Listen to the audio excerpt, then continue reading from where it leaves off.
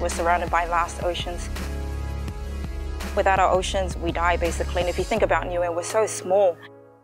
And all the waste that comes into Niue just stays here.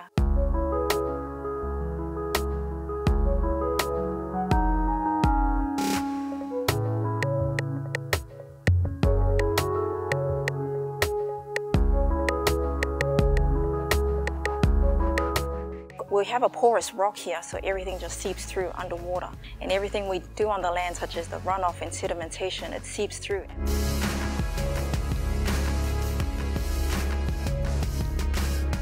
The landfills, though, it's not a great sight at all. What we do on land impacts hugely on our groundwater.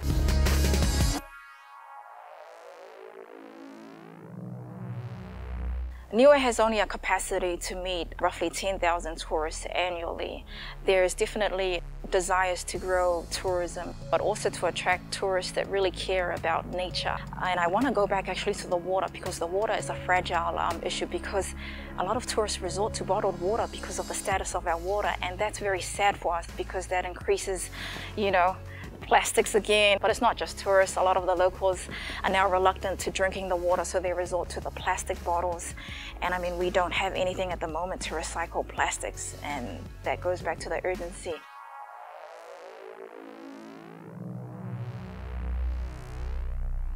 Waste management, that's what it comes down to. There has been initiatives by the government to collect electronic goods.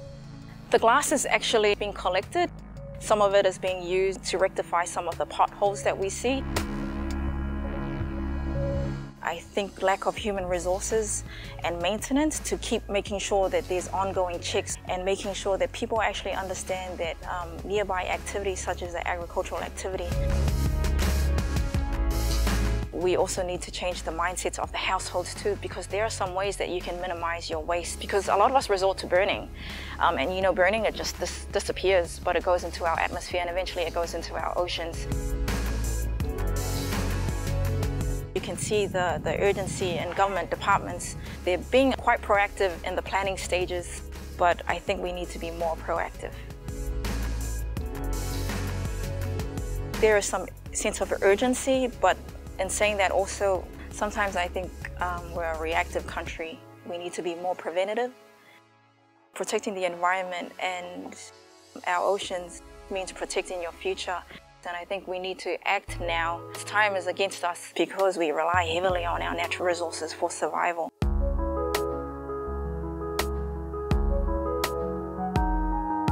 The interest for me is because of the rare species, because I've managed to see the discovery of 2 new fish species endemic to Niue and not found elsewhere in the world. This is the thing that goes back to our impact here on the environment. What's the point of discovering new fish species if you're not going to protect it? Things like that we want to bring attention to. So the connectivity is there. Even our katuali, it relies heavily on fresh water, and there's some special areas that the katuali will only reside in, and then they're very good indicators of the health of fresh water in certain areas. And I know that Niueans do have an understanding of their carbon footprint. We cause a lot of carbon emission through burning, but it's just a hard yard. Nobody wants to do. It wants to use pesticides, herbicides, and paraquat. Oh my gosh. Paraquat basically is a poison, and it's the most convenient way for a lot of people to get rid of the weeds in their mala or their plantation. And people lack time these days, and so it's the most convenient thing. But the thing is, previously it was used in plantations further out, like rural areas.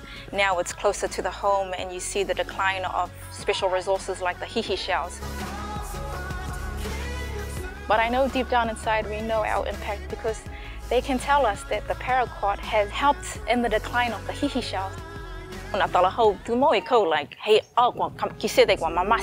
mamasi do hihi.